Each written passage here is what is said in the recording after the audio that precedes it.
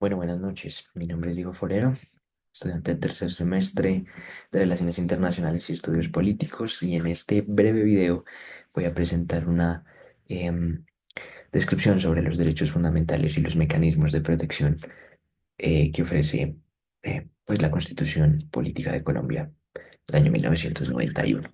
Y en ese sentido empiezo por decir una definición muy breve de lo que es los derechos fundamentales, que resultan de la positivización, básicamente, de los derechos humanos, pues, dentro del ideal de sociedad que queremos construir como nación, que se materializa en la Constitución Política, en nuestro caso, del año 1991.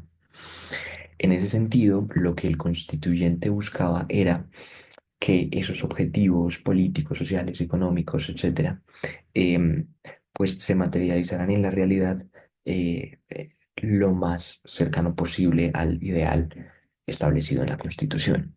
Nuestra Constitución tiene una particularidad especial, y es que a partir del 91 nos centramos específicamente en la persona humana y la dignidad y la protección pues de la persona humana. Eso básicamente diferencia el cambio a un Estado social y democrático de derecho, que es en el que vivimos el día de hoy. Entonces hay ciertas ideas interesantes de Alexei Borowski que plantean una teorización de la argumentación jurídica. Incluyen más o menos una idea de entender ciertas proposiciones que son verdaderas y luego un criterio de corrección para que se intente buscar el mejor argumento posible. En ese sentido, los derechos fundamentales pues, son legítimos porque tienen un reconocimiento de la ciudadanía, y ese reconocimiento viene de siglos de historia.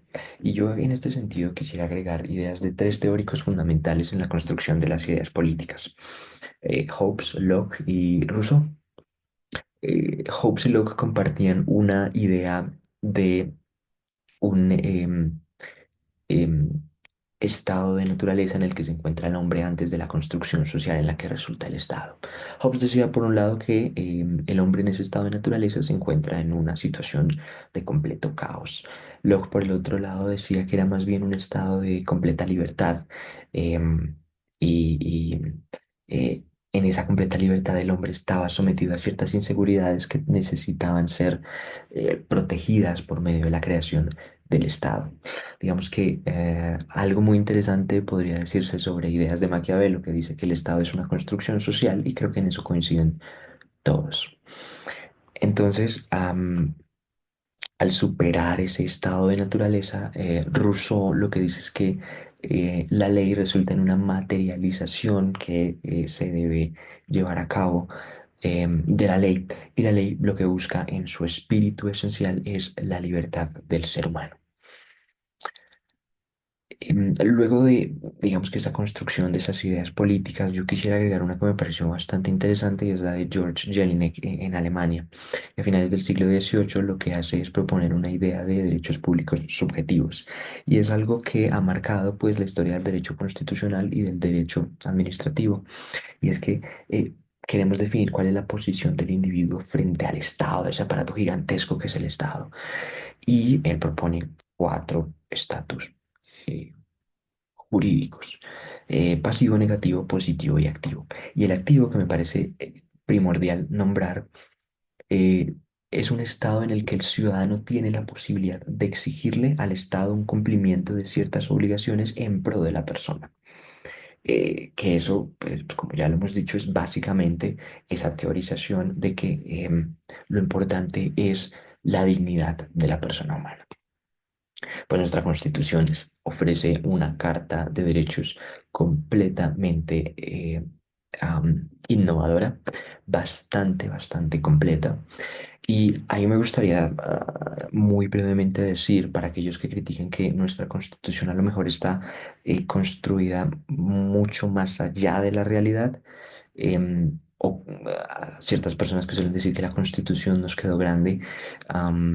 Yo, sin querer respaldar, sin querer meterle política, a pesar de que esto está completamente permeado de política, quisiera digamos que traer un argumento de Humberto de la Calle, que fue constituyente, y es decir, afortunadamente la Constitución trae ideas que son un poco más allá de lo que es nuestra realidad, porque básicamente es la Constitución, un ideal que buscamos como sociedad. Pues nuestra Carta de Derechos en su parte dogmática ofrece una cantidad de garantías, garantías procesales, derechos políticos, derechos económicos, sociales, derechos para las minorías indígenas, derechos colectivos y del ambiente. Y en ese sentido, pues es que se clasifican los derechos en cuatro tipos. Los derechos de la primera generación, que están directamente ligados a la dignidad de la persona humana y lo que es necesario para que eh, pueda ser.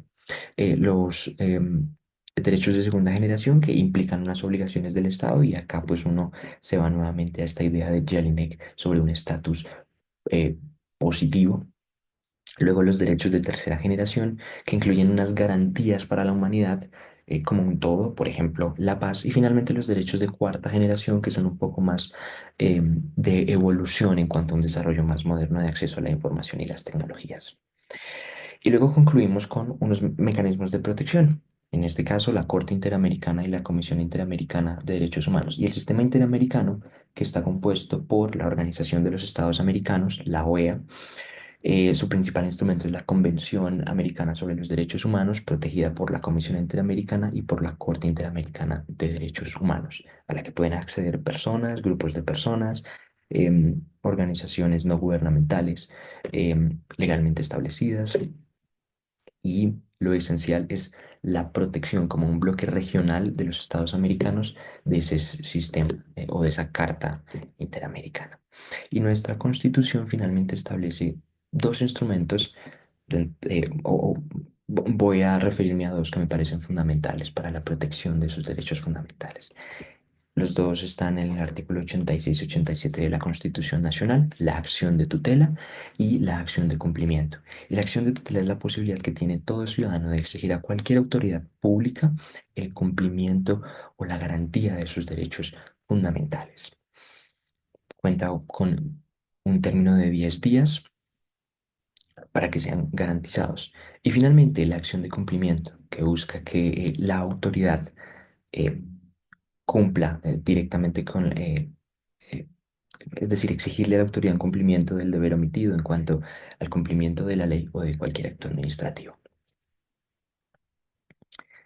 Esta ha sido la exposición y agradezco mucho la atención.